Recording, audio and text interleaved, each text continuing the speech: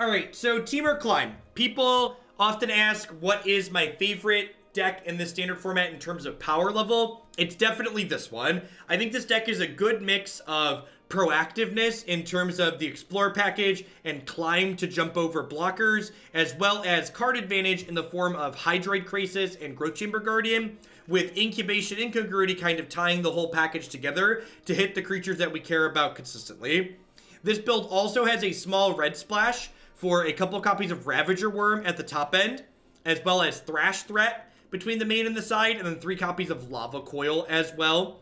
I actually wrote an article loosely about all the different ways you could build blue-green Climb decks and with different splash colors. So this is the blue-green Climb with a red splash. I think the core of the blue-green Climb deck, just the Explorer package plus Incubation Incongruity plus Hydroid Krasis, is very, very good. And I think there's a lot of different small surrounding cards that you could work out as far as the details are concerned that lead you in different hedges for different matchups.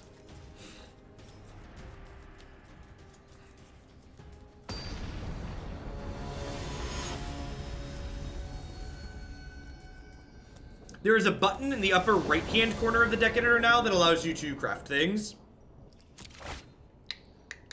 Stands fine. Like, not amazing, but fine. It's hard to pass up turn 1 Llanowar Elves in all 3 of our colors. Man, I really don't like the more blue on the back of the card sleeves. Yep. So, I'm just gonna do this, play a tap land.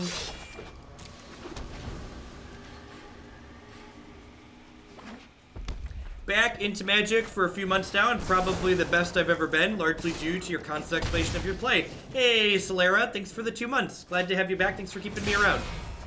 Admain, thanks for shipping your Prime back this way again. I appreciate it. Alright, so they have a shock. They have a shock in their exiled cards. So the question is, do I want to play the Growth Chamber Guardian out here and have it absorb the shock? Or do I want the Llanowar Elves to absorb the shock? I think it's pretty important that I just use my mana this turn. So I'm going to play the Growth Chamber Guardian with the expectation that it's going to be dying here.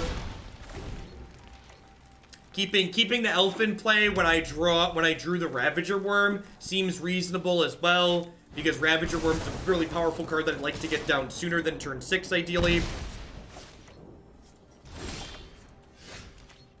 I love Spell Pierce. I think Spell Pierce is very good. It's not in my main deck by mistake. I think Spell Pierce is a very good card in this format in general. Even a lot of the aggressive decks in this format, oh, that's brutal. Even a lot of the aggressive decks in this format have meaningful targets for Spell Pierce, and it's just a card that completely aces against decks like both Nexus and the control decks. So it turns out, if you don't draw spells, you generally lose matches of Magic the Gathering, which is unfortunate, because we appear to not have done that.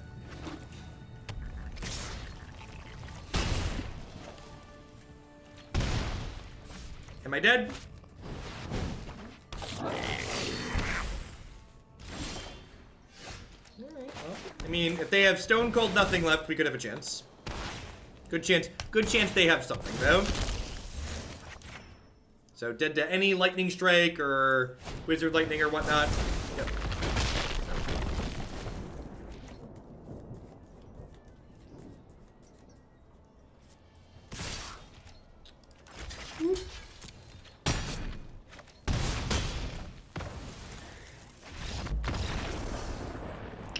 So, Wurm's a little clunky in this matchup. This is, however, a matchup where our copies of Lava Coil are pretty good.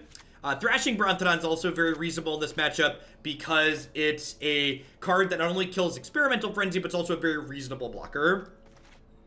I think Thrash Threat's pretty good here as well, not only as a removal spell in some situations, but also just like a 4/4 for 4 is pretty reasonable. Ravager Wurm is kind of clunky, and I think usually I cut Climb in this matchup.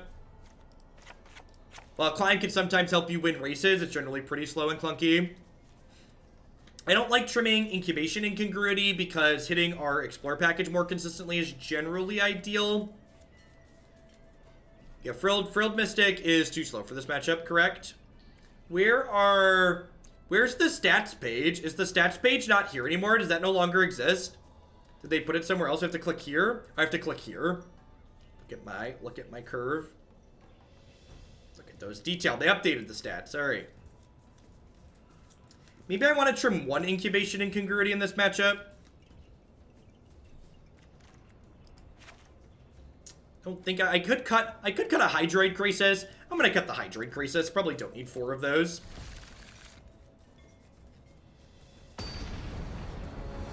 Getting to our Wildgrowth Walkers and Explore creatures more consistently faster is pretty good. I'd love to play first. Yeah, it sounds great. Yeah, the eyeball unrevealed cards is good. A lot of good, really good small quality of life improvements in this latest patch, which is great. The rate at which they've been adding both new features and quality of life updates has been awesome, and bug fixes. So I think I play Llanowar Elves as a way to bait removal. Really, they don't have it. Okay, well, hopefully we draw a green source to get to go Wildgrowth Walker into Branchwalker next turn. Or they drew a Firebrand. Oh, okay, sure. Yeah, you don't play the Wildgrowth Walker purely exposed in a matchup like this. Ideally, you want to be exploring with it.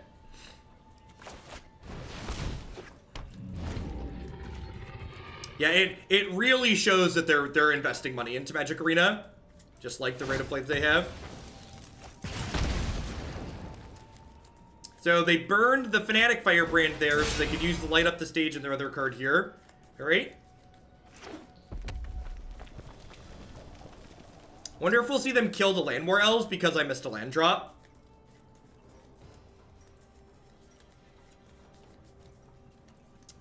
Well, if you're missing your Nexus of Fates, now is a great time to check out Best of 3. Wow, they're spending 2 cards to kill this. That's really good for us. All right, come on, green source. Come on, green source.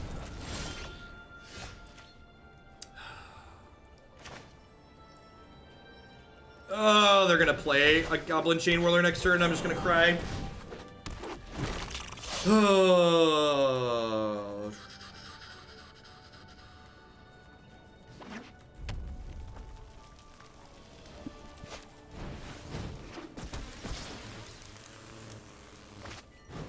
I decided to play Thrash Threat over a split card like Collision because what I wanted the slot to do. I want Thrash Threat to be a removal spell, which Collision is often not a removal spell.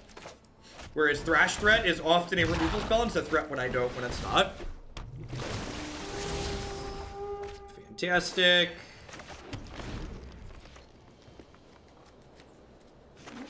Legion War Boss is interesting.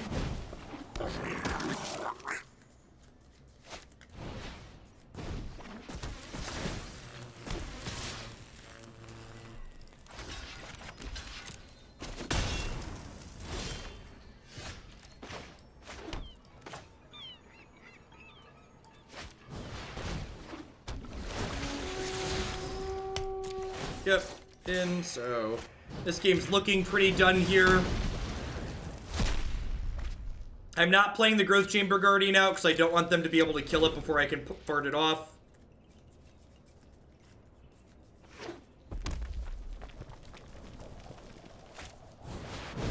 Fight with fire, okay. Sure.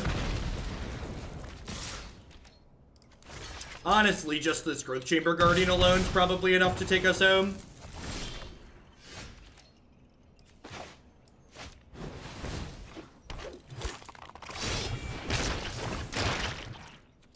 Yeah, like, obviously they could have killed it with Wizard's Lightning, but I think them Wizard's Lightning that at that point's a win for us, basically, is what it comes down to. So, and this is the nice thing about this deck is once we stabilize against red with creatures, because this deck is stabilizing with creatures, we're able to pivot into actually winning the game very quickly most of the time. Oh, it rearranges how I restack things between games now, which is kind of annoying. Previously, it remembered where I put things. It's also harder to tell how I create a new pile, which is a little bit annoying. The previous UI was easier to put things into a new pile.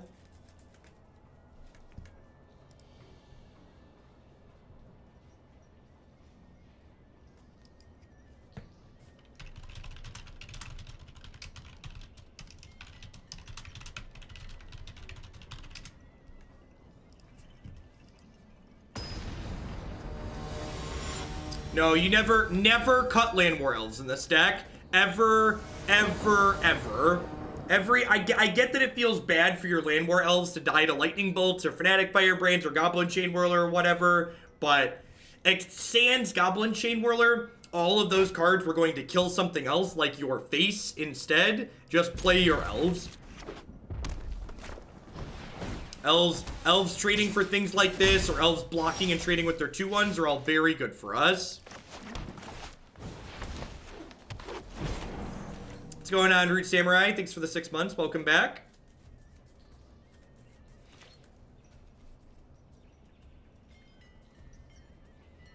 You never cut Llanowar Elves in this deck. None of my post-board games involve cutting Llanowar Elves in this deck.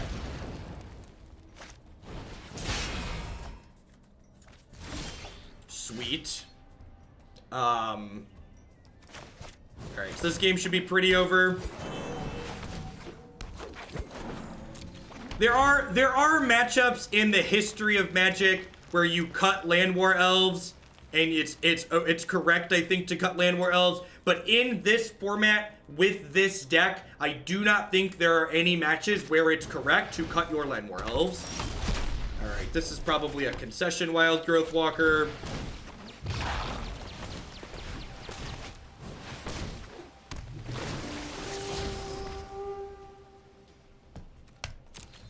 Yeah, just looking for something higher impact than that, I think. Looking for more Explore creatures, Incubation, Incongruity.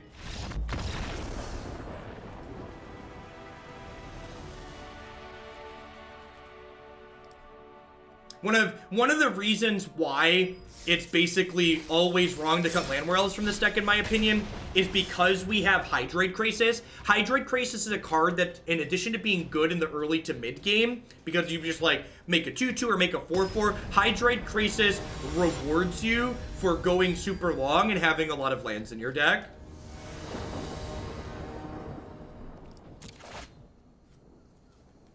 This hand just doesn't do anything.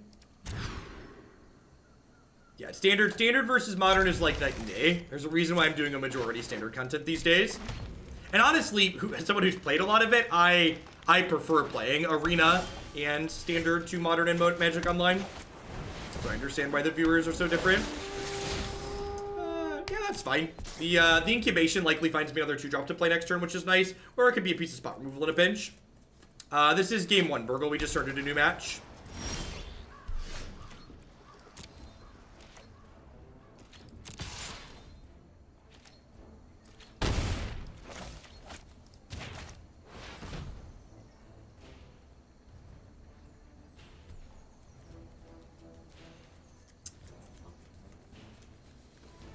I'm just gonna get another Branchwalker here.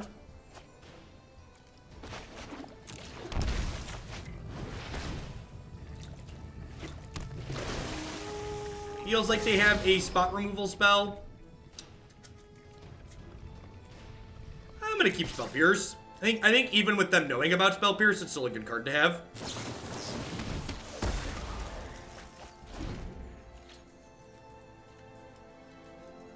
How different do you think the player base is from MTGA to MTGO? I think MTGA just appeals to a much wider audience of people, which isn't hard to do. Magic Online basically only appeals to people who are really heavily invested in Magic. Yeah, Sultai is definitely my personal favorite build of Nexus for the time being.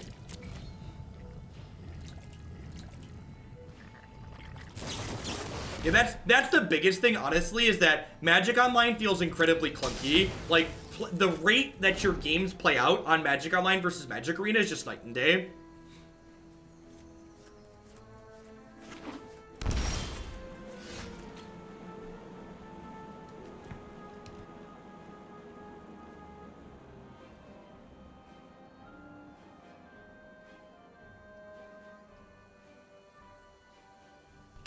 For the children in the audience, that was not a dab, that was a sneeze. Woo. Woo. How often do I play Limited? Never. I don't enjoy playing Limited, so I don't play it. Sometimes it gets in you, and you're just like, whew, whew, whew. We've Vraska's Contempted my Llanowar Elves. Yes, resolves.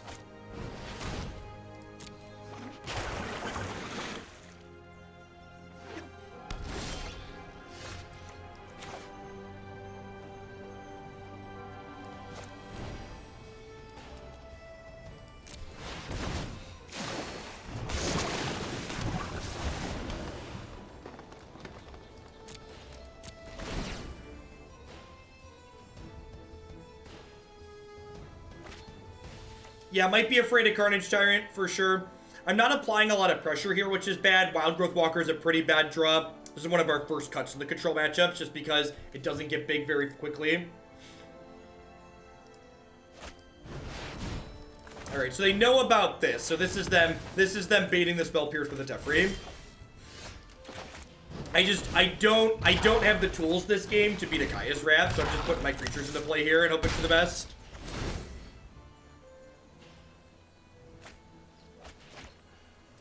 Grishelbrand was great. It was one of the better leagues we played with that deck in a while, for sure. We need to move quickly. So hoping to draw an Explorer creature so we can pressure Teferi out of the game.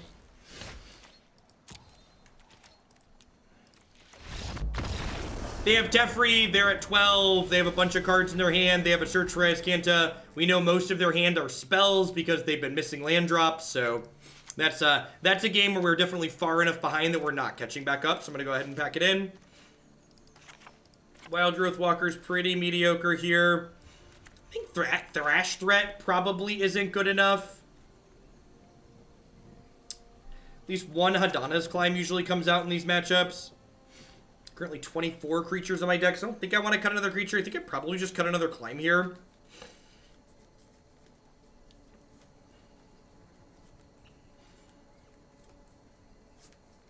Yeah, this does hit Planeswalkers, but I think that's a little bit narrow. I think I'd rather just have creatures to pressure.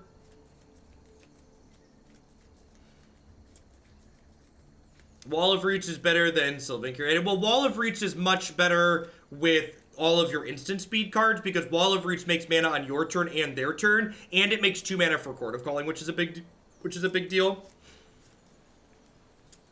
I don't think we're supposed to cut Incubation Incongruity in this matchup. Sometimes they board in cards like Lyra and Thief of Sanity, and Incubation Incongruity also helps us hit our cards like Hydroid Krasis and Ravager Wurm, which are high impact more consistently. That's true. Sylvan Curiated isn't bugged on Moto. Whether or not they ban a card in Traditional is going to likely hedge very heavily on what the results of the first Mythic Championship are in Cleveland. We'll get a lot of data from the Mythic Championship.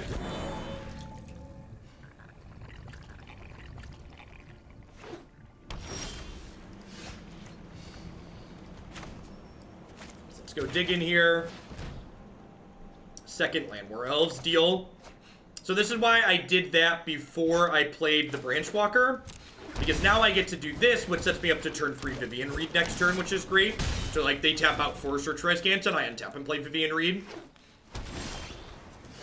I think I just head to the Space Jam here. I've lost no one knows. Incubation is an incredibly powerful Magic card. Just like can't put into words how good that card is. Super, super powerful.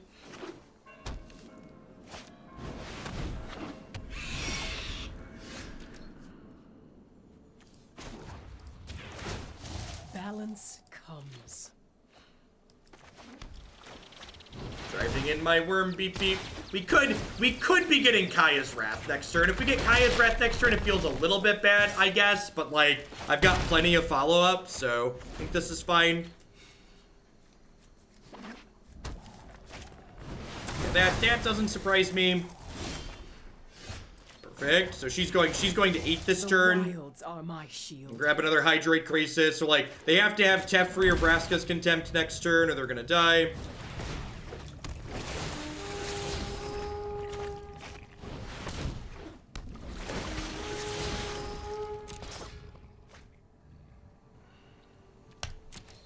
Yeah, I think I'm in for Spell Pierce at this point.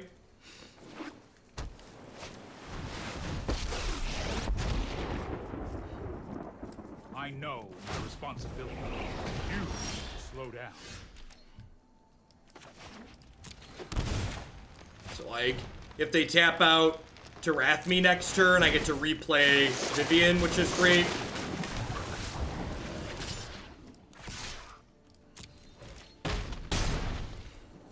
It's only a matter of time.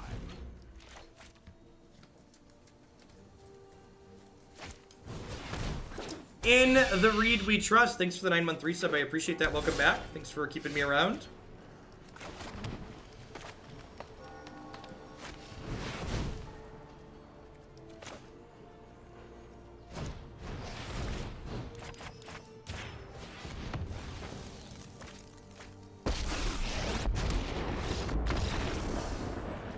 How this thing goes is up to you. How this thing goes is up to you. Concede. Got it? Excellent. So the fact that they boarded in Thief of Sanity makes me think I want the Thrash threats in this matchup. I'm going to trim the climb. I think I want the Thrash threats.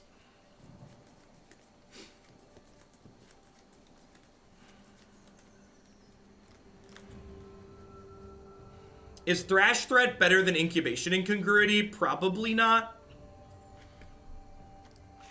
Just board in one over the other climb. I like the rest of the cards that I have going on here. Yeah, let's do it. This gives me 5, 6, 7, 8, 9 ways to kill Thief of Sanity, plus I can block it.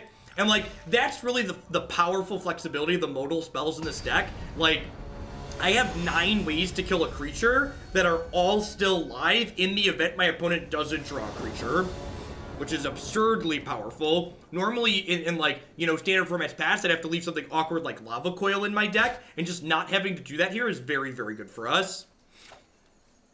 This hand's super reasonable. Hopefully this Incubation finds us an Explorer creature on for 2 to try and hit our land drops for Jadelight. We definitely need to hit lands here, but this hand's pretty reasonable otherwise. We've got lots of digs for Llanowar Elves as well, so we're looking for Branchwalker or Llanowar Elves here. Perfect. Someone unmoored Ego me yesterday on Rakdos aggro. I had just kept light up the stage and hit 2 Theaters of Horror. They named Theater and learned a hard lesson. Nice. So they shocked that in, which makes me think I should probably just play Merfolk Branchwalker and dig for a land. Yeah, this build is very, very close to the straight blue-green build. It's a very, very small red splash. Very, very small red splash. Probably take Jadelight Ranger here if I was them. Hey, Rudy, thanks for the 2 months. I appreciate you shipping your Beza bucks back this way again. Thanks for keeping me employed here. Yeah, I think they should have taken my Jadelight Ranger there. My whole hand kind of falls apart if I don't hit lands, and like Jadelight helps me find land drops better than anything else. Hey, Krigifer, thanks for the 11 months. Thanks for cashing those back in here again. Welcome back.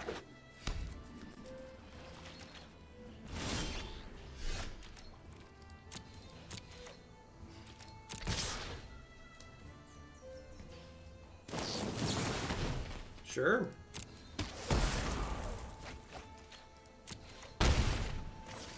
Do I want to do this? I don't think I need to hold this at the moment. I have like Wurm as another removal spell. Extra Krasis. Sign me up. We are missing red mana at the moment, worth noting.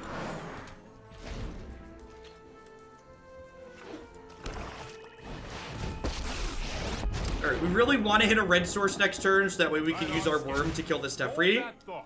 Hey, SoyX, thank you for the brand new Prime support. There's a lot of great people making a lot of great stuff on Twitch right now that you can ship that to. Thanks for shipping it here this month. Driving in my Wurm, beep beep. Hope no one wrecks into me. I know they're at 12, but I think it's correct to kill Teferi here. Don't leave Teferi alive. If I hit them down to 5 and they untap and Kaya's Wrath me, I'm gonna wish I killed the Teferi.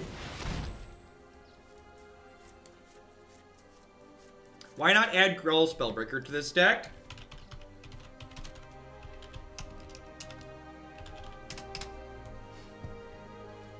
Alright, so I get to draw 2 cards here. I really hope we draw Negate. Here's hoping we draw Negate or Spell Pierce.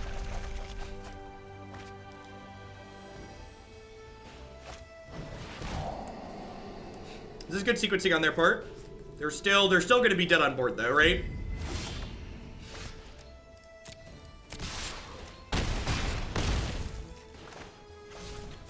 So Cindervines in the sideboard is fine. It really comes down to what you want that slot to do. I think the decks where Cindervines is better than Brontodon, you already have good matchups against, and Brontodon is very good against the red decks. So I think Brontodon's important to have because it's good against mono red. Every time you kill your opponent after they resolve Unmoored Ego, an angel gets its wings. That hurts just. The important thing to remember, like, that game was a great example of why Unmoored Ego is bad. Unmoored Ego is always card disadvantage. They spent a card, and they didn't actually take any cards away from me because I got to redraw 2 cards. So while they got to feel good that I was never going to cast Hydroid Krasis, I have so many other ways to win the game, it's really not a meaningful play. Master Chief, thank you for a 6-month resub. I appreciate that. Welcome back. Thanks for the half a year. DJeff WX with the brand new Prime support. Thanks for cashing in your Beza bucks this way, folks. I appreciate it. There's a lot of great people you could send those to. For the little angel's wings and stuff. Imagine if my opponent's Unmoored Ego had just been like a cast down that game or some way to interact with the board. They'd have been so much better off, right? I mean, they mulliganed to 4 basically. They put themselves down another card. It's correct. It's card disadvantage and doesn't impact the board.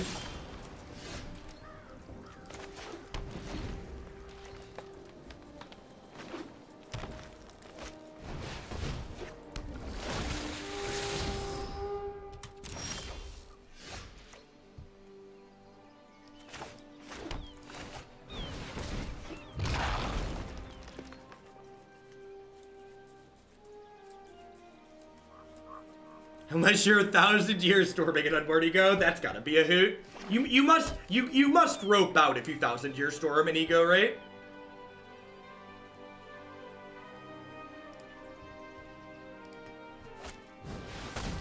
Sure.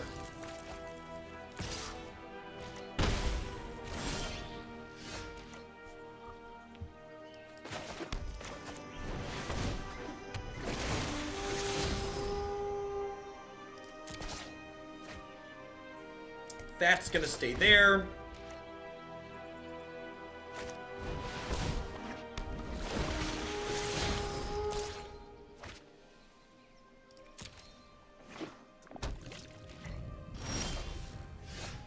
All right, so what do I want to do here?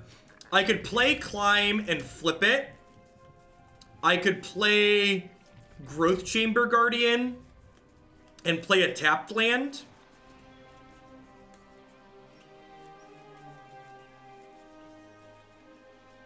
I'd recommend proxying a bunch of different decks and finding one that you enjoy playing.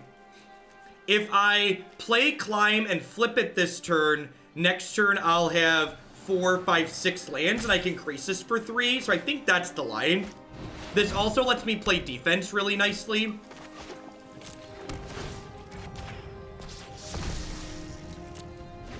So this holds their stuff back. Hopefully they play a Vivien this turn and I just get to Spell Pierce them. Yeah, this is their Vivien turn, for sure.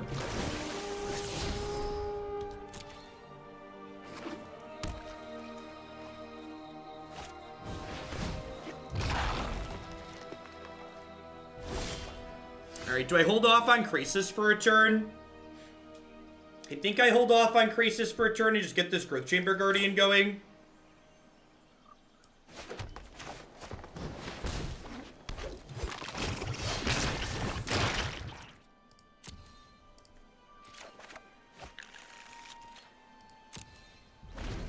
I didn't shock to put Growth Chamber Guardian into play because I wanted to hold up Spell Pierce. This temple makes mana of any color. Their 5th turn is when they can play Vivien Reid for the first time, so I wanted to be able to Spell Pierce their Vivien Reid.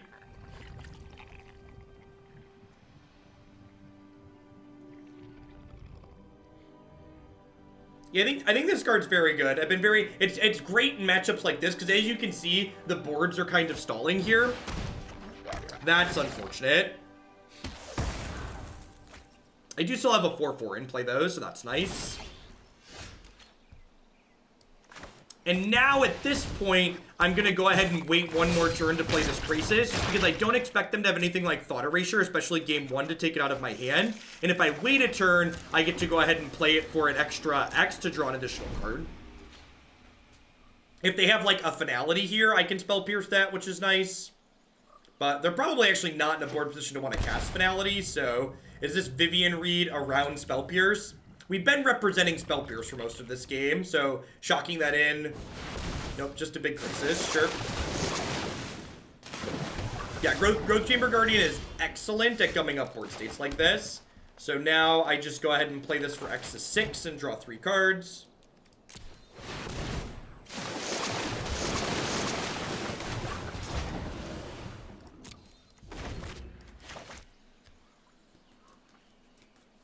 And then I'm at a high enough life total here that if they don't hit a bunch of Explorer creatures, we could very quickly pressure them out of the game with this Winged Temple of Orzhaka. No one said restoration was painless.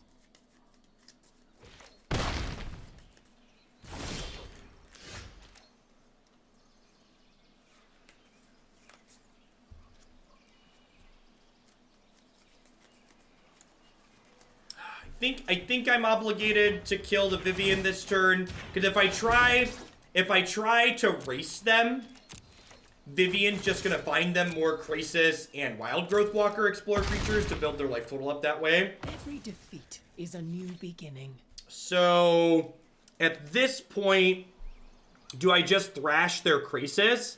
I think we could thrash the Vivien. That's true. Yeah, I could thrash the Krasis with the 8/8 though too here. I think I'm supposed to thrash the Krasis.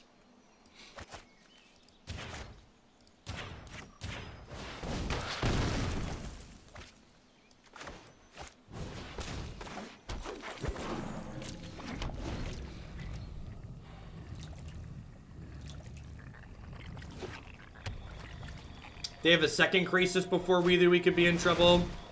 Yep.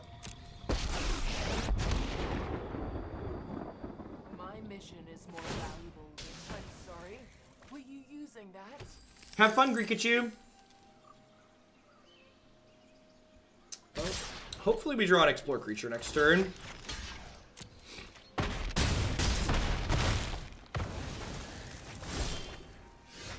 Yikes.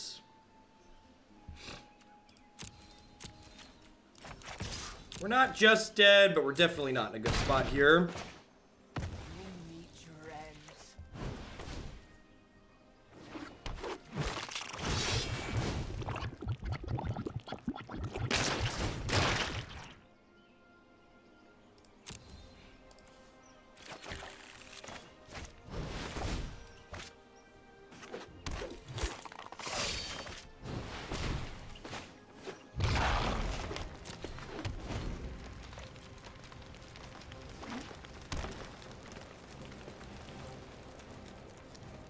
See how good their leftovers are here.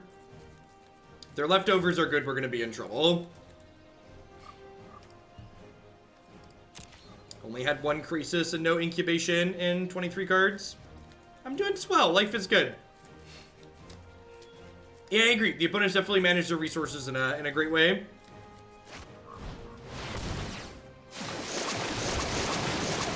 Magic stream with 25k viewers being raided by bots and there's no mods. God bless. Alright, so...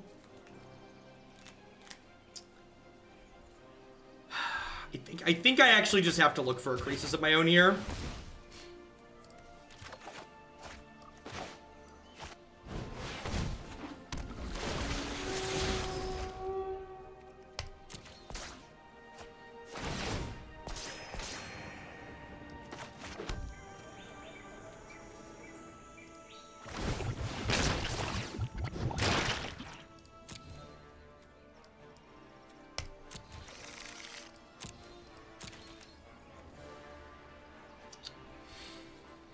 Oh.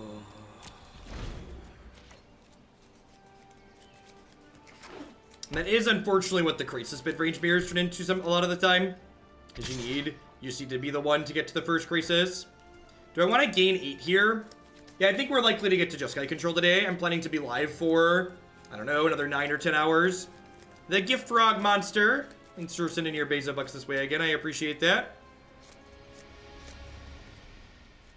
I don't really have opinions on Modern. Pick your favorite degenerate deck and head off to the races.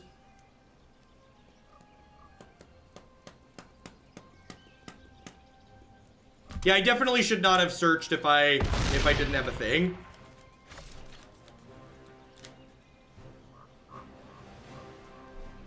I don't think it really matters since we missed there. Like they have 6 cards in their hand, so like our decisions are mostly irrelevant. We're just playing on the off chance that like they have nothing.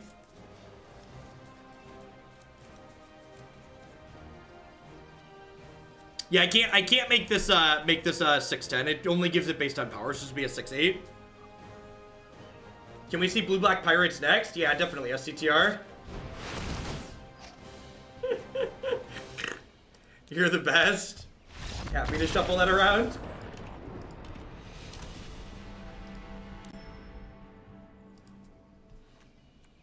Alright, so what are we doing here? I like Vivien Reid in this matchup. I like that Thrash threat in this matchup as more removal. Spell Pierce is a little bit mediocre, so I don't mind trimming that. I think I like Lava Coil in this matchup. I always kind of go back and forth on that. I think I like this card. I definitely like Sleep in this matchup because of the way the stalled boards end up happening. Is this putting me too low on creatures if I cut 6 of them? So like 26 creatures in my deck right now. This might be going too low on creatures.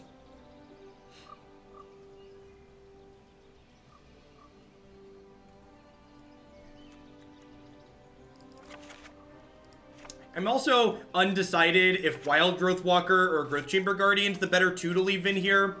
This buffers our health total, but this generates card advantage to gum the board up, which is nice. Wildgrowth Walker is better when it's paired with Explore Creatures, but we don't always get to pair it with Explore Creatures.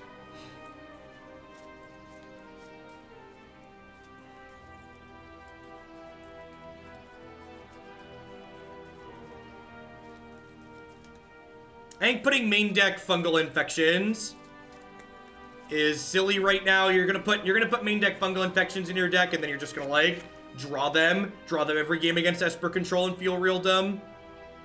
I'm not actually sure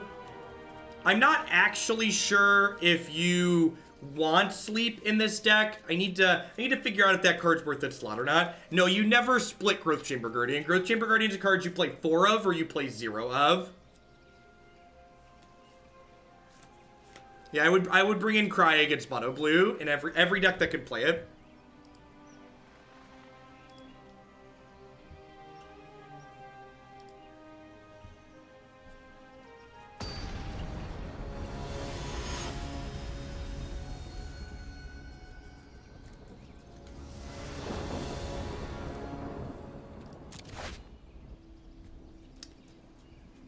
This again's fine. Not amazing, but fine. The fact that I can't play Elf on 1 feels a little bit bad, though.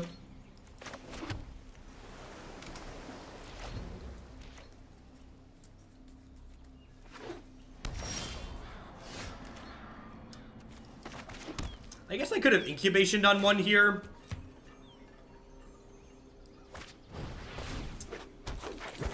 Just go ahead and do this now.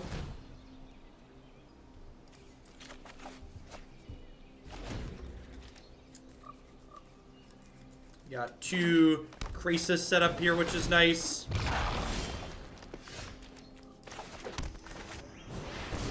I should have waited on this just to hit a tapped land. Just gonna bin this. Yikes, where are the lands at?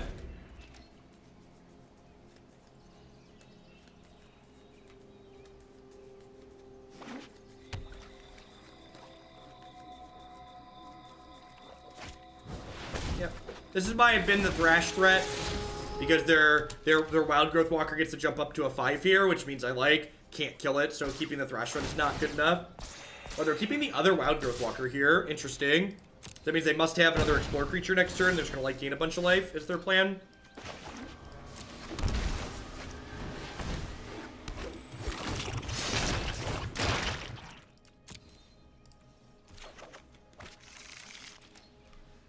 Not gonna attack here because I don't really want to trade my 4-3 for their 3-2. If they attack in with a 4-6 Wildgrowth Walker next turn, I get to double block with my 4-4 and their my 4-3. Blind Win with the Twitch Prime support. Thanks for that. There's a lot of great people you can ship your Bezo bucks to every single month here on Twitch. Thanks for sending those my way this month. Yikes. Drawing another Growth Chamber Guardian here feels really bad because it means the rest of these don't pop off and get anything. They're just 5 mana 4/4s, which feels terrible. Yep. Well, we're in for the long haul, chat.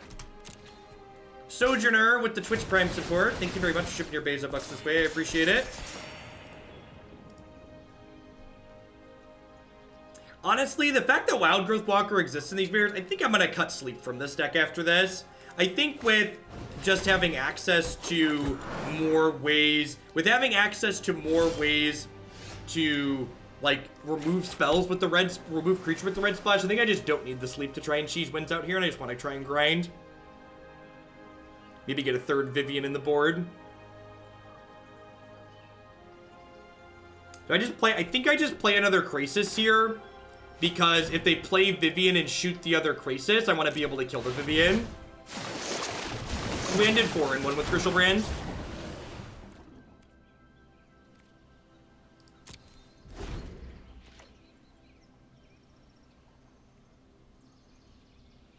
So we're not winning this matchup by cheesing them out. We're gonna have to grind it out. So this means regardless of what they do with their Vivien, she dies next turn, which is nice. Feel the wrath of If they have a second Vivien, I'm gonna be a little bit sad. But outside of second Vivien, we're doing okay here.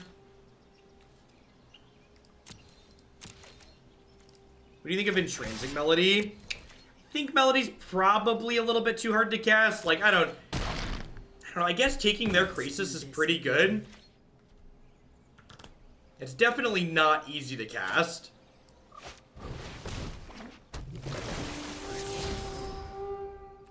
It could be the case that, like, Disdainful Stroke's a card that I want access to. It's a card I've gone back and forth on in the past. We're basically just dead to a finality this game, so I'm not going to play around it.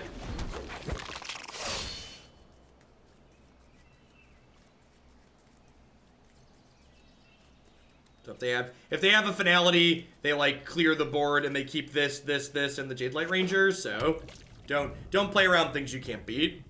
I don't really have any negates in my deck, so yeah, I think my sideboard plan for this matchup is not good at the moment. With this configuration.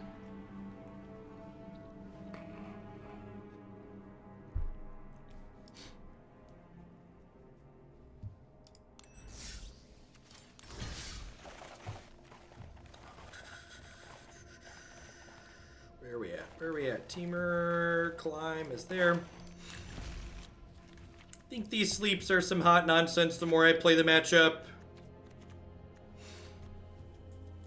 Maybe Frilled Mystic is good enough.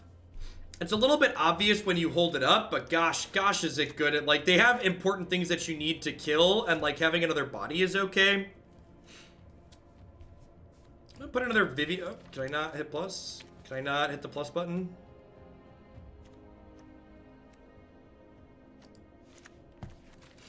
To hit the plus button in a very specific spot to add it to the sideboard. And a Stroke. Let's give that a go.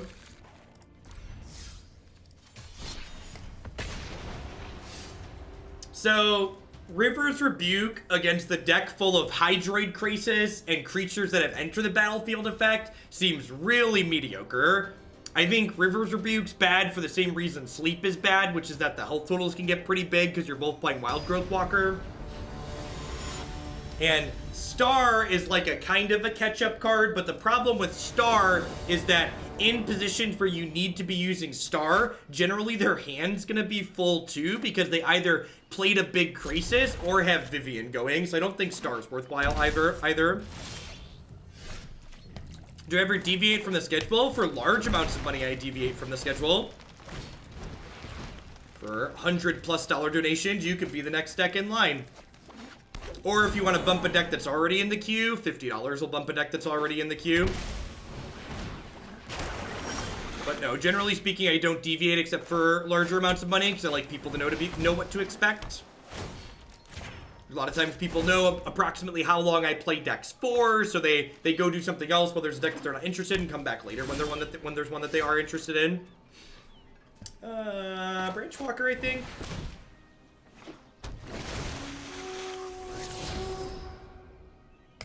That seems like a fine keep.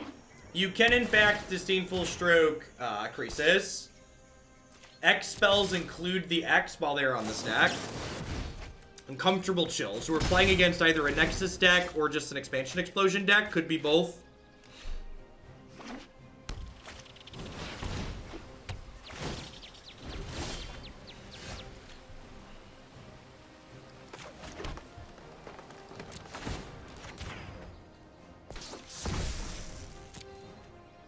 So I'm going to go ahead and attack with this, and then I think I'm going to post-combat play Krasis for 4 here.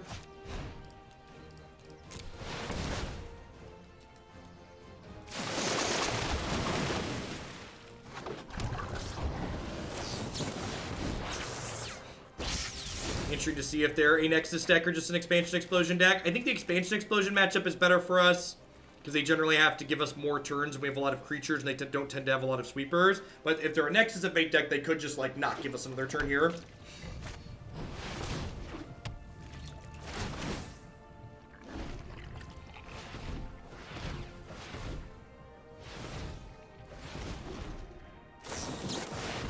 Might not get another turn. Honestly, as someone who's not a huge fan of Best of One as a format, knowing that I wouldn't have to play against Nexus of Fate almost makes me want to play Best of One. Because as far as, like, gameplay experience is considered, Nexus is a rancid gameplay experience, and we're just done at this point, right? Like, if they cast one more Nexus of Fate, I'm just gonna be done. Just because they have double Wilderness plus this. Nexus of Fate is not banned in Best of 3. Yeah, if we don't get another turn, I'm gonna concede.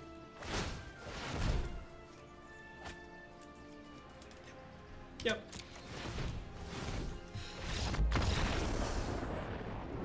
I mean, I don't really care about my rank. I don't care about the speed of the games. It's just Nexus of Fate doesn't really generate games that I personally would classify as interesting.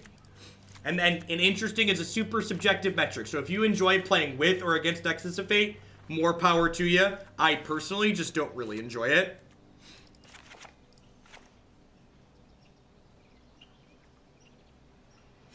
Is the matchup where I cut Incubation Incongruity? It might be, right?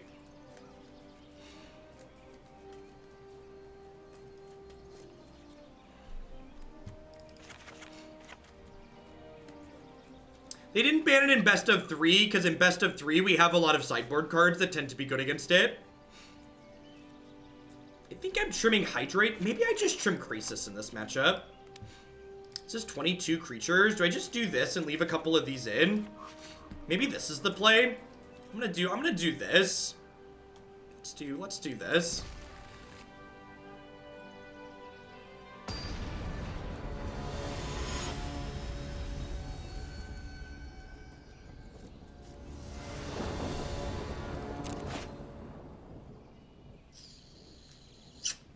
All the 6 spell hands look really good.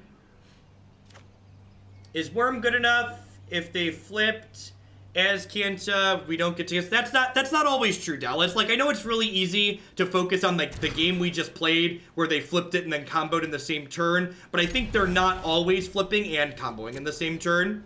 In fact, I'd argue that that's the exception, not the rule, especially post-board when I have things like Thrashing Brontodon and Vivien Reid to be killing their enchantments. If I have ways to take their enchantments off the table, they're far less likely to flip Azcanta and combo us in the same turn. Just need land drops. I mean, like, it is a fair question to ask, I think, if you're not really experienced with these matchups. Because, like, we did just play a game where, like, my opponent was able to flip and combo in the same turn. So, like, in that last game we played, the Wurm wasn't particularly good.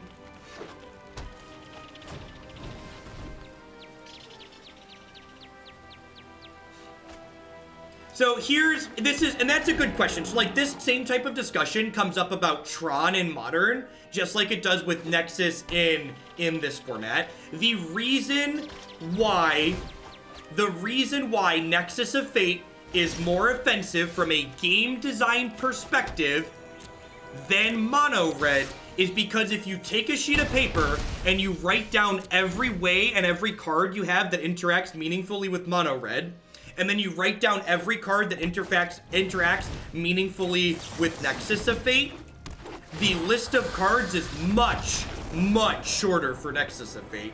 The list of cards that interact profitably with Nexus of Fate and the cards surrounding it is incredibly shorter than the list of cards that allow you to interact profitably with Mono Red.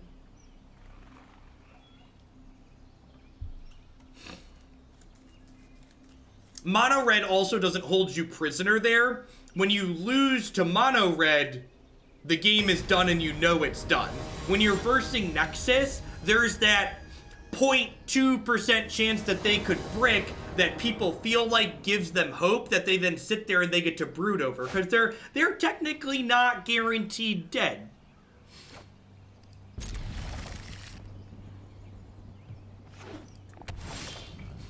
Sai, you've been given a 10-minute timeout for using the word retard as a attack in my chat. Please never do that again or you'll be permanently banned. Thank you. Drawing Llanowar Elves on turn 1 is great, by the way. For anyone who was wondering, if you have Llanowar Elves, would highly recommend drawing them on turn 1. These games have also been a good example of why I really like Thrashing Brontodon.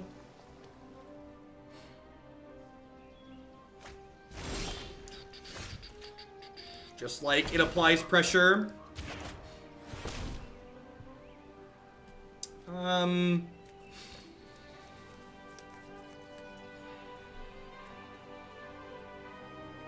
do I want to take here?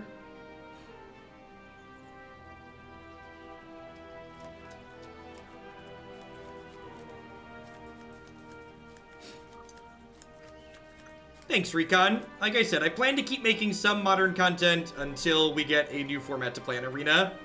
Am I supposed to take Elf here?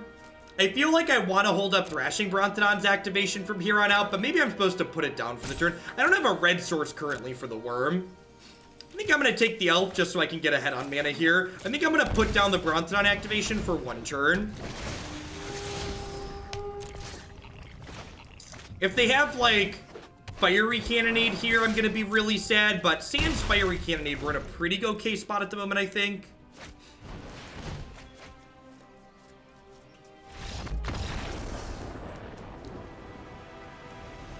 And like I said, so like this match is a great example of like why Nexus of Fate feels worse than it actually is. Like the one game that I lost felt so miserable and hopeless that even though I won that match, I walked away from it kind of feeling bad.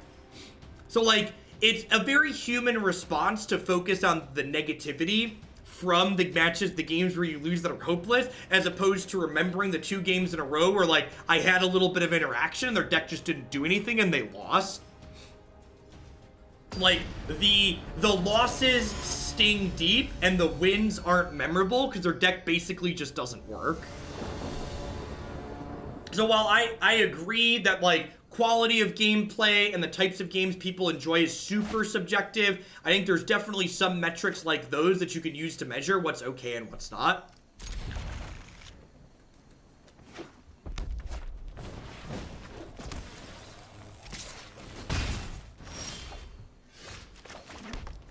Ooh, this could be a game where having threat as a 4/4 comes up. Even if they kill our elf here, our hand's still going to be very good. Dragon Skull Summon. Interesting. What if they're playing Rixmatty? You have slain my elf opponent. They are playing Rixmatty. Sweet. This card's been really impressive to me. Ooh, that's some hot tech. Rixmatty bin Gutterbones. I'm gonna go ahead and graveyard this. I'm probably not gonna flip it over anytime soon. Hadana's Climb's one of the first cards we reach for to cut in these aggressive matchups for sure.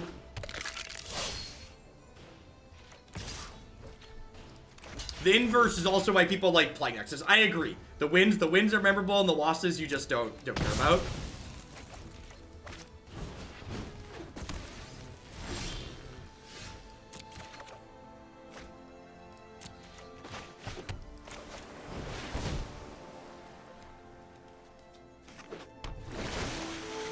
So the fact that they're missing on land drops here is a pretty big deal.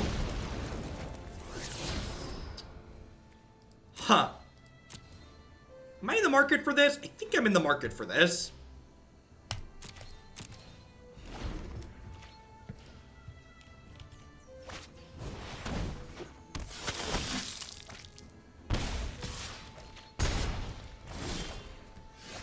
So, I think at this point my health total's high enough that I just shock this in and make a 4-4. Like, a 4-4 is a real solid brick wall here. And then next turn, I play a Forest, play Growth Chamber Guardian, Fart Growth Chamber Guardian. Ooh, that's scary. That's really scary. Hey, Ray, thanks for the Prime support. There's a lot of great people making a lot of great stuff on Twitch right now. Thanks for supporting mine this month with that. This trample, it does trample. So this is better than this 4-4. So, really hoping to draw a land next turn so this Ravager Wurm can give Priest of Forgotten Gods the business.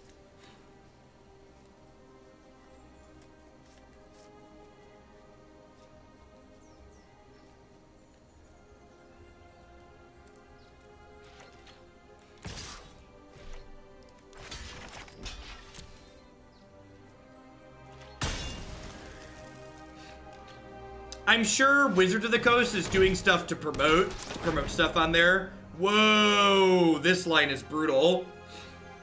So they get to sack both their creatures, 2 Judith triggers, kill my Growth Chamber Guardian, and then I lose my 4-4 as well here. Wow, that's really good. This card's really disgusting when it goes unchecked.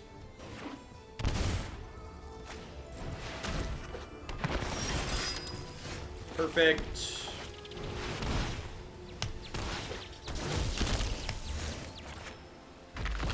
My worm is amazing. Do do do do do do do do do.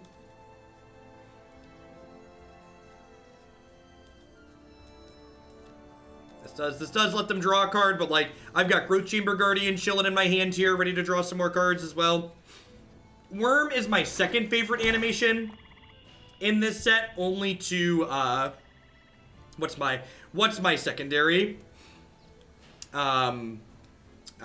The Seraph of the Scales is my favorite. The eyeball in my hand means that my opponent knows this card is in my hand. Angrath's not in the latest set.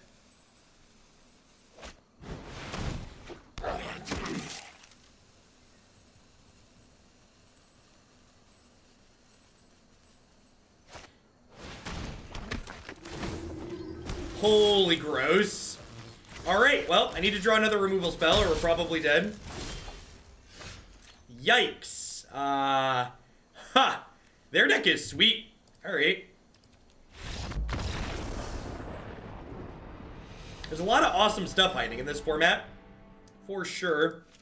Lava Coil, Thrash, get my deck. This is definitely a matchup where having a bunch of Lava Coil sounds really good. Definitely something I'm in for is having a bunch of Lava Coil. Even Thrash Threat just being removal is going to be good as well. Do I play Vivien Reid just as a way to draw cards, perhaps? I can see that being the thing. Maybe I just leave a climb in.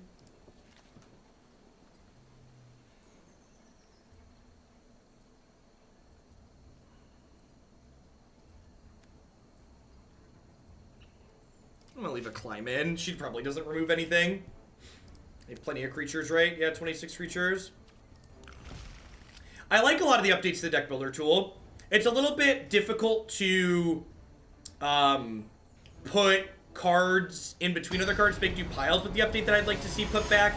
And my number one feature request for the deck builder is I really wish we could just resize the panels. Like, if I could just click on the bar in between my sideboard and my main deck and resize it, that would be great.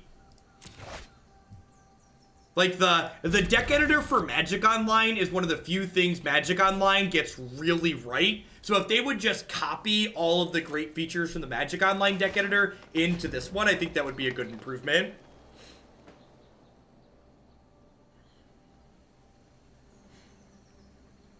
You can change the basic land art, you just have to jump through some hoops to do it.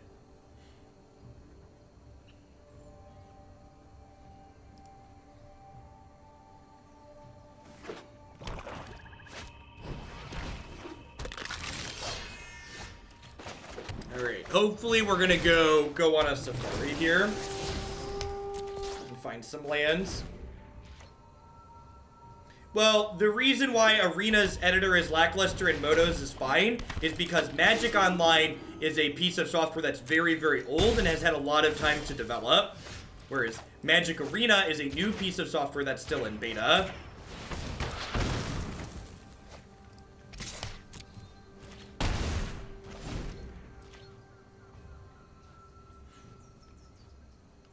Arena's not in beta because it's unstable. It's in beta because it's feature incomplete. I'm sure they have a giant backlog of things they'd love to get time to do, but just haven't gotten around to yet. Legion War Boss is a punishing reason to attack this turn. Could have eaten this token. Land. Ding, ding, ding. Alright, I think with that land drop, I just go ahead and Thrash threat this into this here.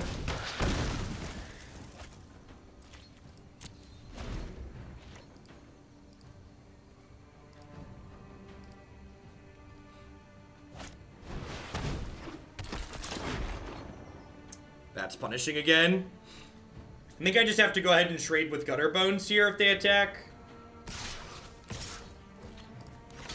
Yeah, I just can't sit here and get hammered, I don't think. That's a good draw. Let's hit some land drops. Oh, Lord.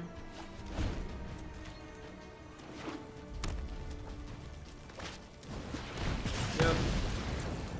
Well, if we hit a land, if we hit an untapped land next turn, we can go Wildgrowth into Branchwalker and then maybe be in this game. Nope, just dead. Got it.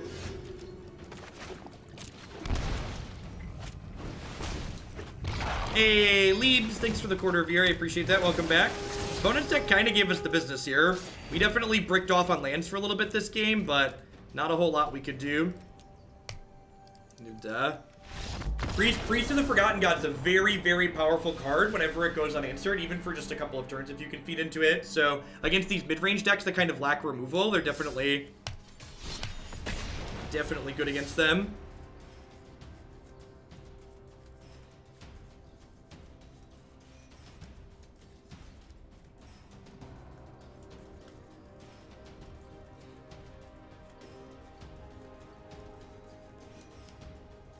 The problem, Dove, is that the judge rules like DQs and stuff like that for collusion are the way they are for legal reasons in a lot of places. So I agree it feels bad to not know the rules and get a stiff penalty because of it. But Wizards of the Coast is dancing around gambling laws and bribery in certain places with those rules.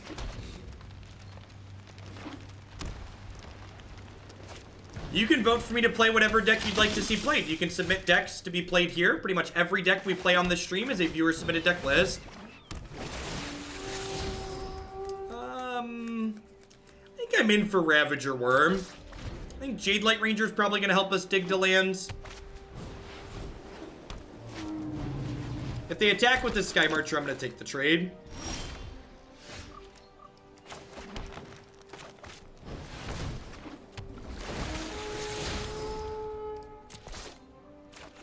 Sweet.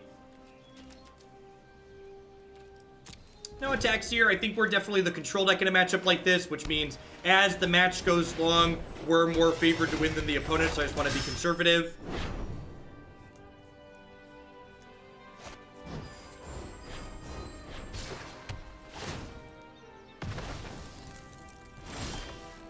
Is this a place where I just want a 4/4?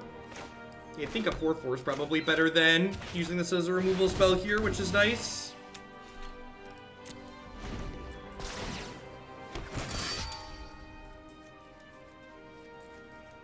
they have an Unbreakable formation or Heroic Reinforcements, we're probably dead here.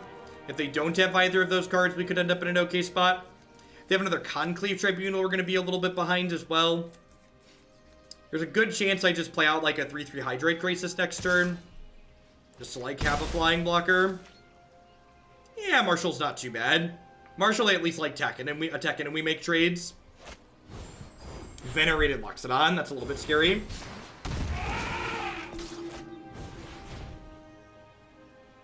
So, Wizards of the Coast isn't view botting. They're likely doing what a few other Magic streamers had done recently, which is, it's not against the Twitch TOS to embed your stream in the bottom of a bunch of web pages. So they basically have a bunch of phantom viewers who don't know they're being counted as viewers.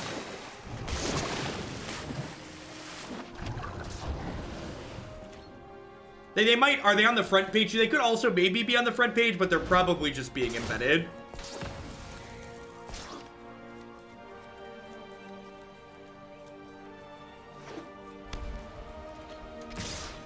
We are so dead. Are we? I haven't actually done the math yet. Did you do the math? If I block like this, we take 16 and go to 1. Then if I draw an Explore creature, we could maybe be okay.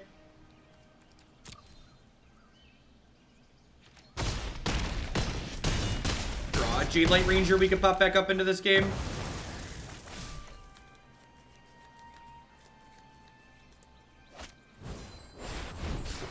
Or not.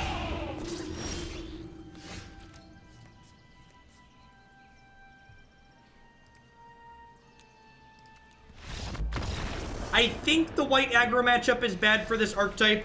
I actually haven't, so the Twitch Rivals tournament is happening next week again on Wednesday, and the matchup I need to play some games in to figure out if it's good or bad is the white aggro matchup.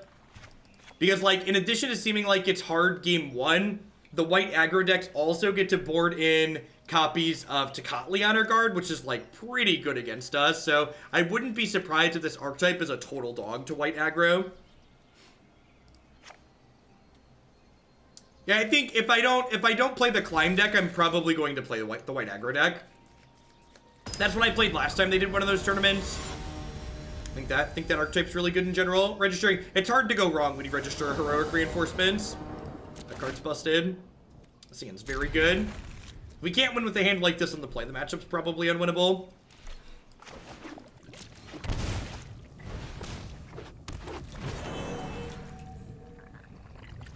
So, the white aggro deck feels worse than it is for the same reason the Nexus decks feel better than they are. With the white aggro deck, your losses are long and feel bad, and your wins are short and not memorable. So it's very easy to fall into the mental trap of the white aggro deck's not very good, when in reality, it's very reasonable. I've not tried Light Up the Stage in the white aggro deck.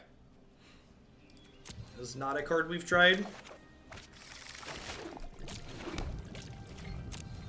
Having a bunch of 4/4s on the play should be good here, especially if we get to curve into this Ravager Wurm.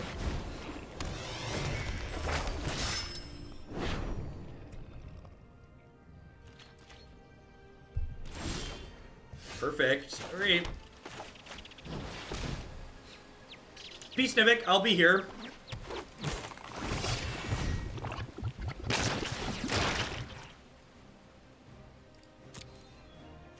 Yeah, this is one of their better starts for sure, right?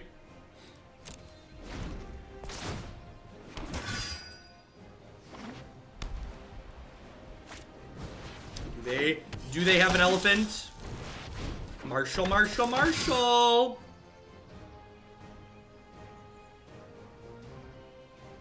We don't know the answer to that question, Albrick. Anybody that tells you otherwise is just baselessly speculating. Yikes. Alright, well this is, we said this is one of our better starts on the play, but this is arguably their #1 best start on the draw.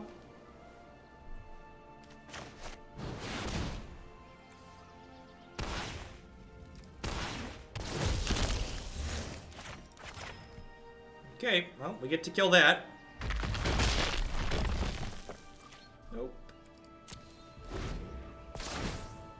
Yep. So I have 3 blockers, so we're taking like 4. We're taking a good chunk here. I assume they're gonna like count and then eventually just attack with everything.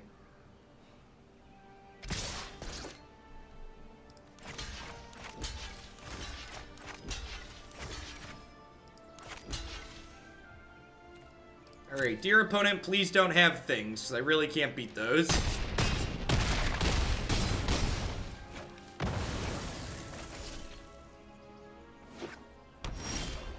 Okay, I think we're en route to stabilization here.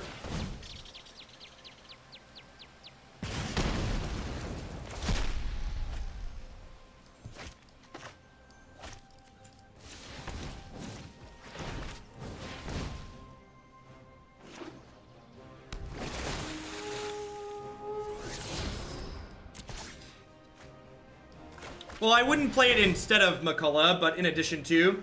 Yeah, if you gave something a $50 kicker, what's my stream look like? If you kick something 50 points, it would be played after Blue-Red Jaya.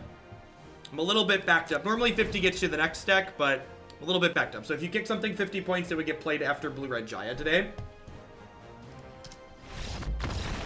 Alright, sweet. I mean, like I said, if we had any hand on that could beat that deck, I think it was definitely that hand we just had there. So that hand really showed the power of Ravager Wurm. This card's been very good as a splash at the top end.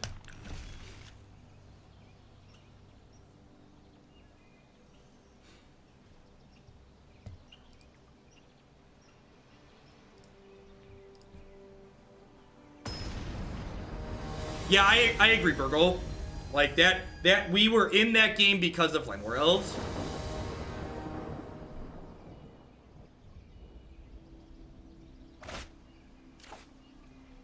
Alright.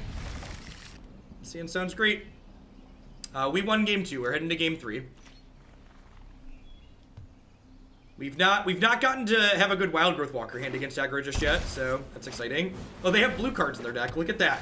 So far, I've always seen our basic lane. I think I prefer the red cards as CTR. Wurm is just so good. And, like, I'm playing Thrash threat regardless, but Wurm is just great.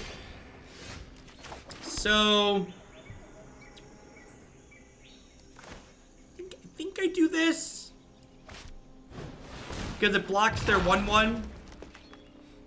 And, like, this is a good example of, like, why Lava Coil's good, right? The Tecatli Honor Guard matchup's much better on the back of Lava Coil. Oh, that's unfortunate. Yikes.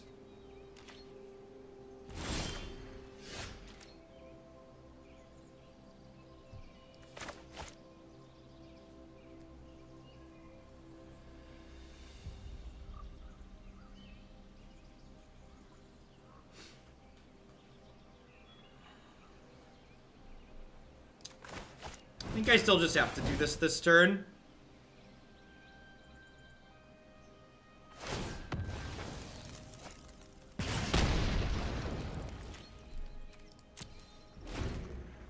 Maybe I'm supposed to wait because maybe they attack the 2/1 in to flip the Legion's Landing.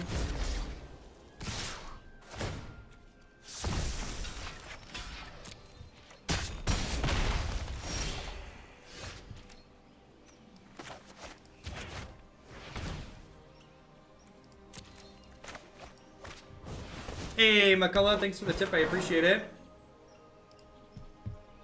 Probably dead here. Perfect. Ajani. Yeah, we're done. I'm proud to fight by your side.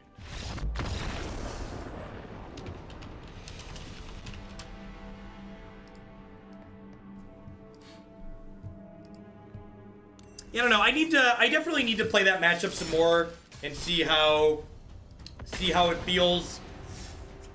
I don't know that it's as bad.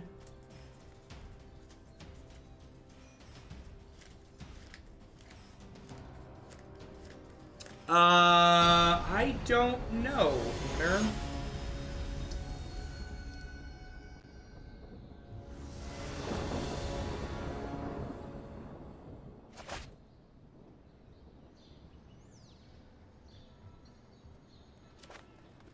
It doesn't look like it's showing up in my dashboard, Anner, but if it happened when I signed off, I'm not sure if it would.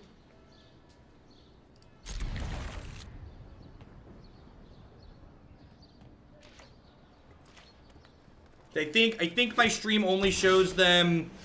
I don't think any of the dashboards track bits that happen while I'm offline.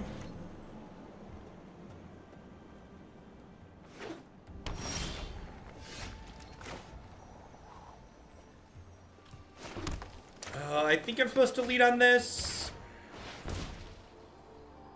Krasis sounds great. Play this, dig for a blue source. I'm gonna be greedy and keep this.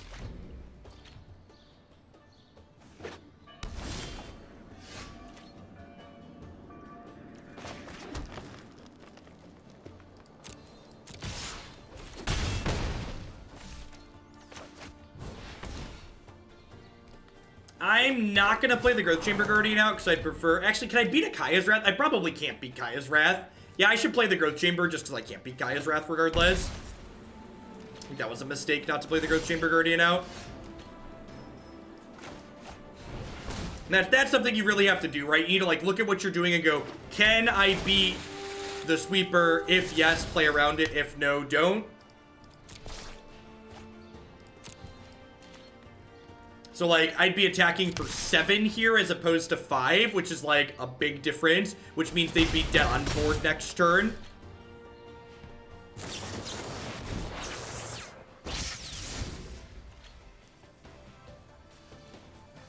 Yeah, I'll have to email my Twitch rep, Anner.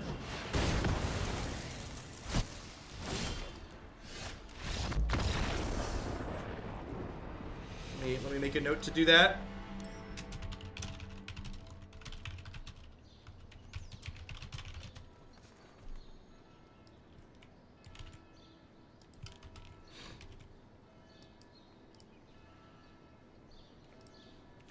Main deck Cry is probably really good on the ladder, to be fair.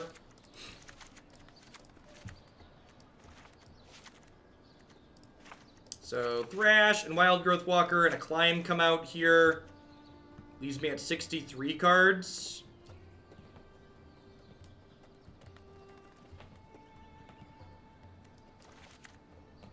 Is Ravager Wurm good enough in this matchup? It's probably not.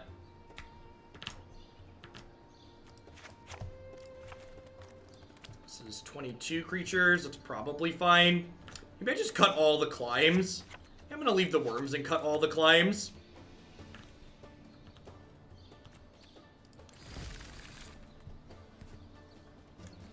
I've not really played with Mystic yet, Marty. That's not true. We cast it against the Nexus deck and it was great there. I think while there's Nexus decks in the format, it's probably worth playing.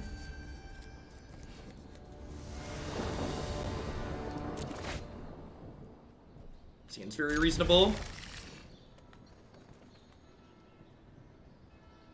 You don't like Carnage Tyrant? When did I say I don't like Carnage Tyrant? I don't think Carnage Tyrant fixes any problems that this archetype has. I think Carnage Tyrant's good against, like, exactly Esper, and I think our Esper matchup is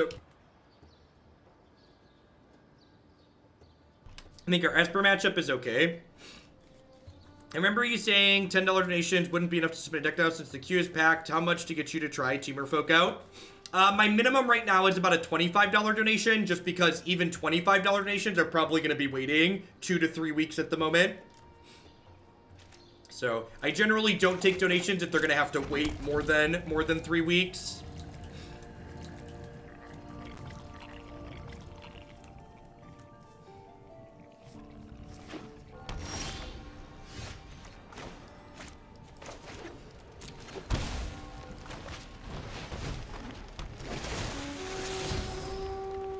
You should sneeze into your elbow and not your hand, because your hand touched things like the mouse and the keyboard that other humans are likely to be touching, whereas my elbow isn't really touching anything else other than itself.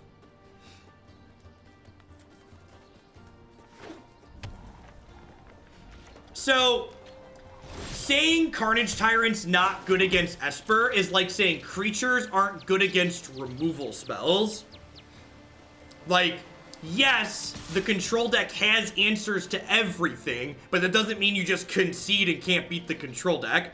Cards like Carnage Tyrant that require very specific answers against control decks are still good because it forces the opponent to have the right answer at the exact right time.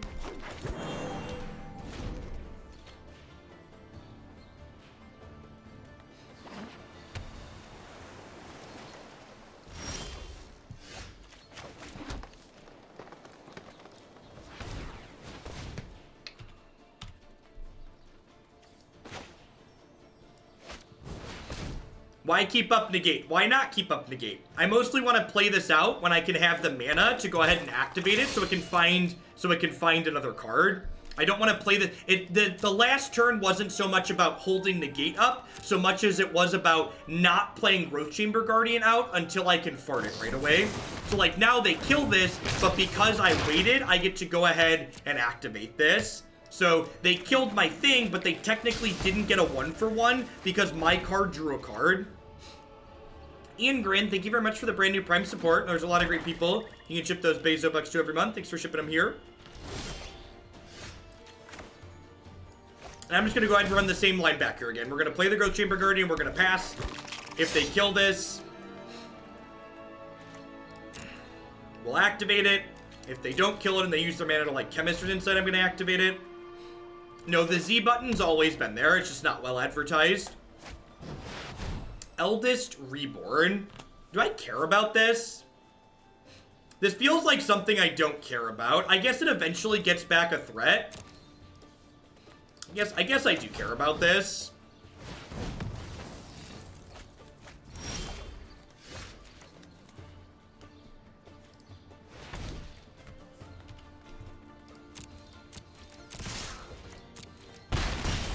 So Frilled Mystic looks pretty good here. The Frilled Mystic does have synergy with Growth Chamber Guardian because Growth Chamber Guardian gives us something to do with our mana if they don't play into the Frilled Mystic.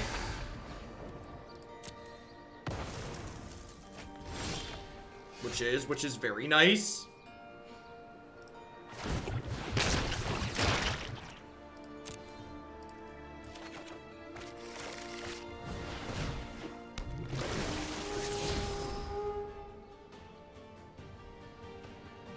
Think I keep that on top even though I don't have a 5th land. We're gonna get Kaya's Wrath and we're gonna feel really bad here, but I think it's right to keep that. Hopefully Jadelight Ranger will draw us some lands. If they don't have Kaya's Wrath here, they're in a terrible spot. They could still Wrath us. This could... I assume we're losing Jadelight here. If they don't have Wrath, we're in a... They took Ravager Wurm. Really? Okay.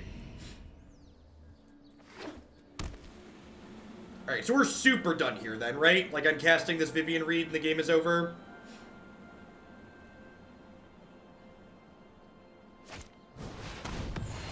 Sure.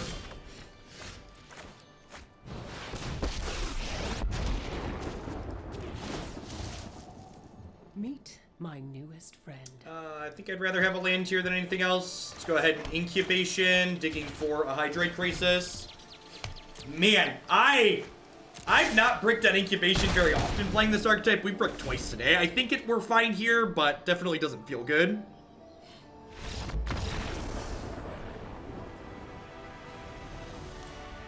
That's fine. Didn't matter. I think I'm happy with how I'm sideboarded. The synergy between this and this is really good. It's possible I want a 3rd Frilled Mystic.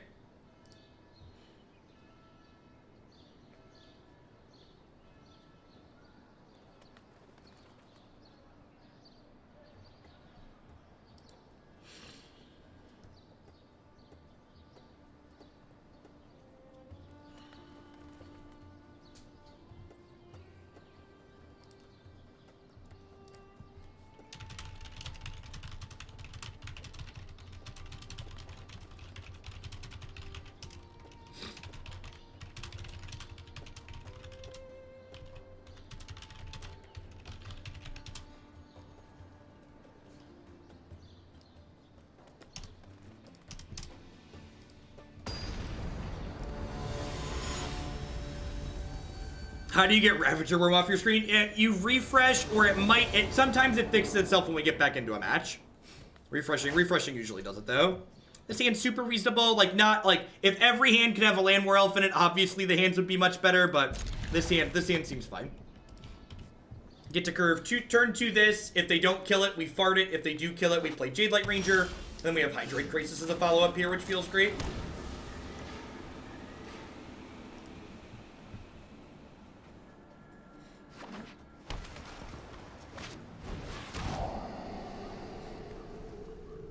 Well, this feels bad until I take my 2-drop away, so let's draw another one, hopefully.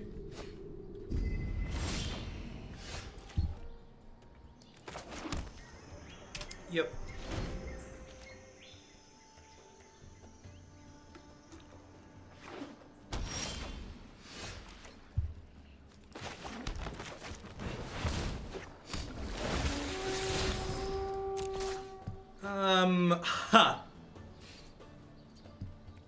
I think I leave that there. Like, binning a Krasis against Esper seems very wrong.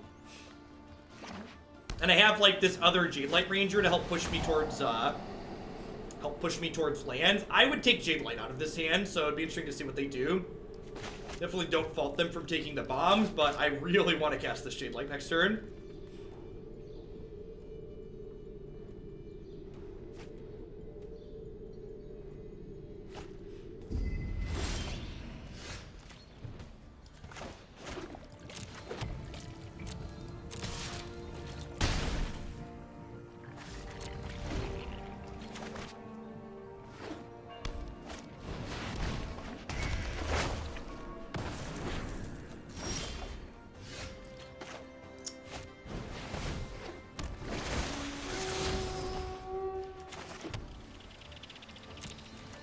Discard something here.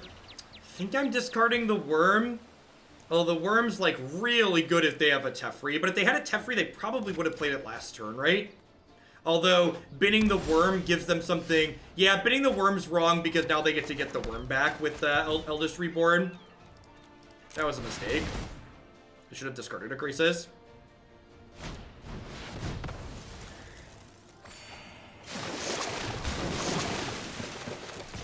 Yep, should have. Actually, maybe I should have gambled and just been the land. Maybe just let the greed consume me. Yeah, them getting the Worm is probably lights out.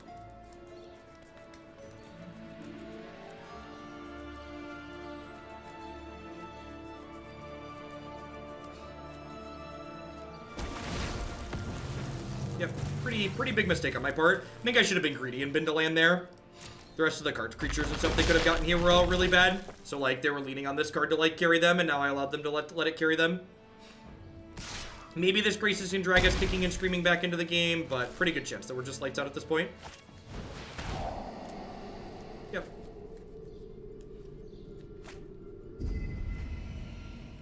Like, if they would have just gotten, like, a Jadelight Ranger here, and we still had a 2-1, like, this game would mostly be fine still, right? I still had, like, another creature in play. There's a deck list on your screen. You can also type !deck in chat to get a direct link to the deck list if you're wondering about cards that we're playing.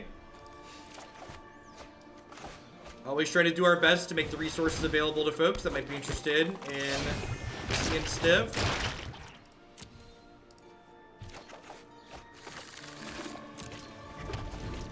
Earth Chamber Guardian here could maybe power through.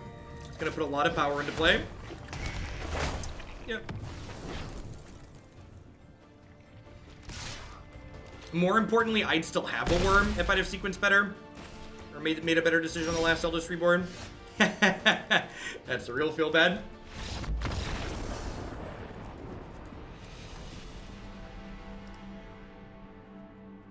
Yeah, huh. Definitely gonna spend some time playing the white aggro deck a little bit more before next weekend. Getting beat up a lot with the Temur Climb deck today. Although that was definitely lost to a mistake more than anything else. If I'd have had a Worm, we probably would have powered through what they had going on there.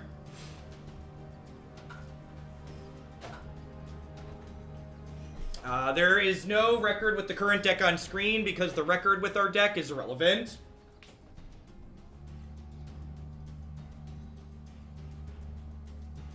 MTG Goldfish is a great source for getting deck lists from. What MTG Goldfish is not a good source for is estimating which decks are popular.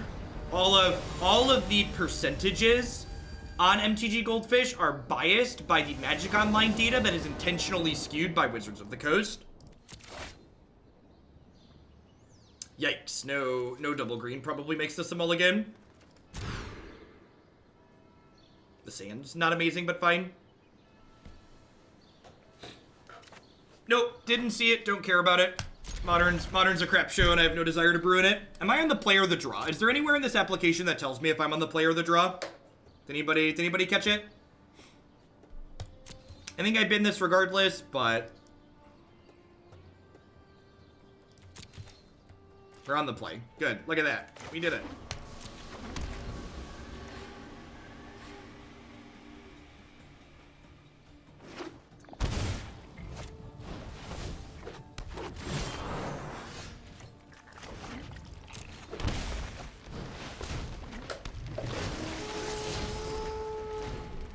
Alright, we hit the land. That's good. Means I can play Growth Chamber plus hold up Spell Pierce. Now, I thought the pick is glowing shows who currently has priority. Is that not the case?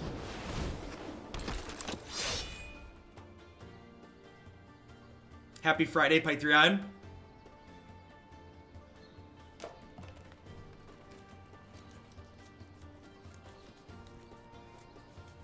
Yeah, this hero's probably about to run away with the game. That's pretty good.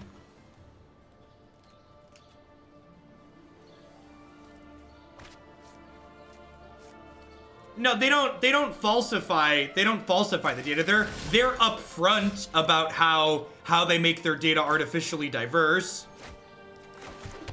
So, like, there's an article detailing how they artificially diversify the data that they post.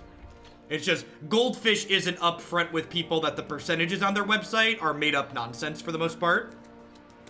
Yeah, that's extreme. The percentages on Goldfish's site are probably somewhat accurate, but they're definitely skewed. Decks that are not popular appear more popular than they are, and decks that are popular appear less popular than they are. The stream was short yesterday because my arena wouldn't update, and I was sick of playing Modern and Magic Online.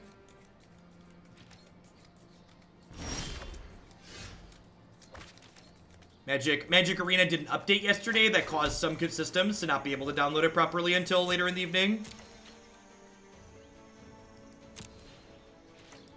Why do you prioritize shocks over non-pain mana? Because they're not functionally the same. Shocks guaranteed come into play untapped when you need them to, whereas check lands or these buddy lands do not always come into play untapped. And the more of these buddy lands that you run, the worse off you are, because when you get them in multiples, they don't come into play untapped.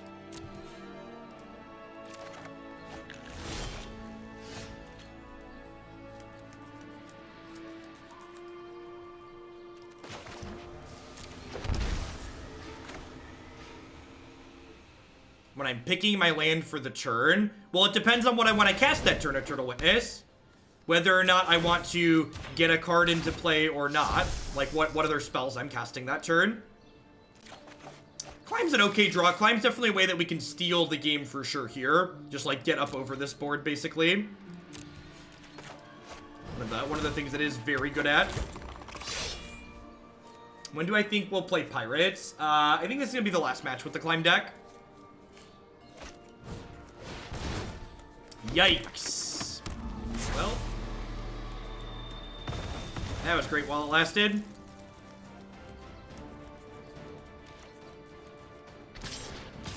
Yeah, Day9's like one of the original Twitch channels. He's been partnered for like long time.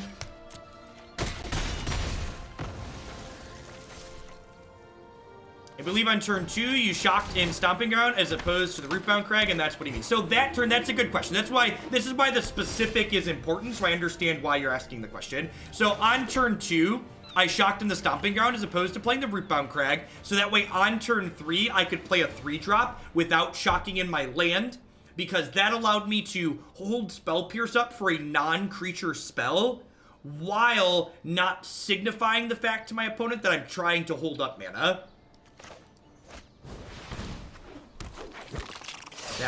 That was why I sequenced the way that I did. I think I just Jadelight Ranger here. The spell pierces in my main deck have also been incredibly awkward today. Like, I was pretty happy with spell pierce in the past, but today they've been really bad, which could just be a bit of matchup variance.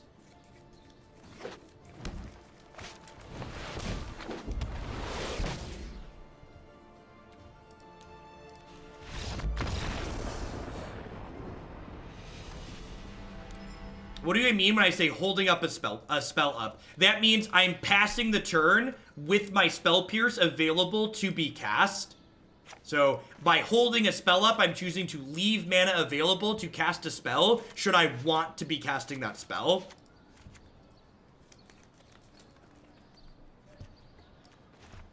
It's a good question. That is what holding up a spell refers to. You are passing with mana up for a spell rather than not. I cut these Growth Chamber Guardians. I like the suggestion of cutting Growth Chamber Guardian against the, what they have going on. Any creatures on my down to 22? Let's trim an Incubation Incongruity. Now, I don't think Stroke's very good here. They have a lot of 2 and 3 mana creatures. They obviously have some cards that it hits, but the bulk of their deck is not cards that it hits. We played the original Esper Hero deck that we played, had a couple of disinformation campaigns in it, but I don't know if that qualifies as a Surveil package or not.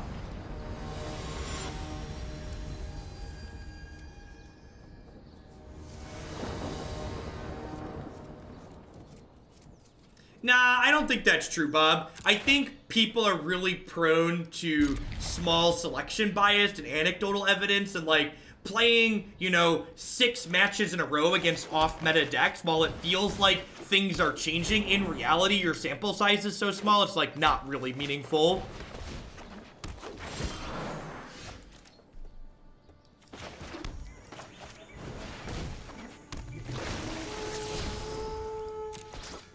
Looking for some lands.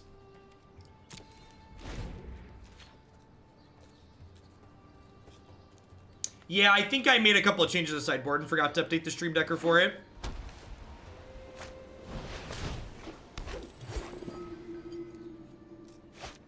Gross. I would love to play decks with games. Always remember, all the content here is viewer powered, so feel free to submit a deck that you'd like to see played through my website there. Tidwell, thanks for the 4-month resub. I appreciate that. Welcome back. So we're shipping your Bezo bucks back this way again.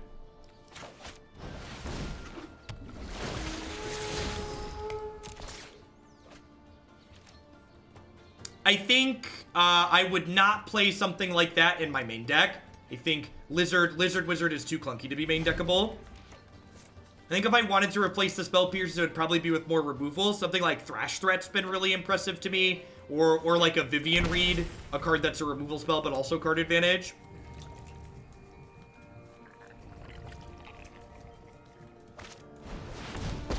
What's the current count in the queue? There's about 60-ish standard decks and like 25 or so Modern and Legacy. I assume they're attacking here because they have another one. I'm gonna double block here just in case they have some kind of combat trick.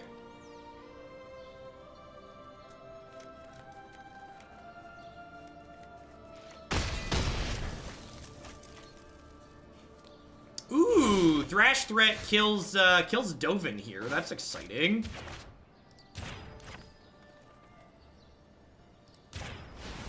I was incorrect. Go ahead. What is my favorite part of Magic? My favorite part of Magic is tuning deck lists. It's taking decks that are established. It's doing what I do here on stream. It's taking decks that are given or established and like working on optimizing them or finding problems that they have and then working on coming up with solutions for the problems that they have. Hey, Flame, thanks for the 3 months. I appreciate it. Vivien Reid, I do not think is a playable Magic card. I think Vivien Reid is only playable as another source of card advantage after Vivien Reid. And it's only playable if you want, like, a 4th source of Planeswalker card advantage. The Domri isn't card advantage. The number of creatures you need to have in your deck in order for Domri to be able to down tick and hit 2 creatures consistently is 32 plus, which you generally just don't have room to fit in. And past that, Domri can't generate card advantage every turn. So if you want something to generate card advantage with, would highly recommend playing Vivien Reid instead. Vivien's a very good Magic card. I don't know, we kind of got beat up today. The Spell Pierces in the main deck were really rough in a lot of the matches that we played. And it's very possible that, like, they're just a little bit too narrow and just, like, too cheeky to have in the main. If I was going to replace them, I would probably do this, like, get another removal spell that's flexible in the form of Thrash Threat in the main, and then probably a main deck Vivien Reid. She's real good, right? Just like a staple Planeswalker in the format for a reason. Frilled Mystic actually kind of impressed me in the games that we played. I wouldn't mind having a third in the sideboard. This is one of the archetypes I'm considering playing at the Twitch Rivals event next week, so definitely going to see some more games with it between now and then. See how we feel. If you are on the play, and blue if you are on the draw. Color icons in the lower right will change. Oh, the turn, whose turn it is. That's good to know. Thank you, Ven. Mungo with the brand new tier 1 sub. Thank you very much. I appreciate that. And Draco, thanks for checking in for the 2nd month in a row. Welcome back. Yeah, I'm going to update. We're changing decks right now. So, throw a 4th random Lava Coil in here. I guess I'll throw the last list up there for people that want it. But then we're gonna be pivoting to playing Pirates next.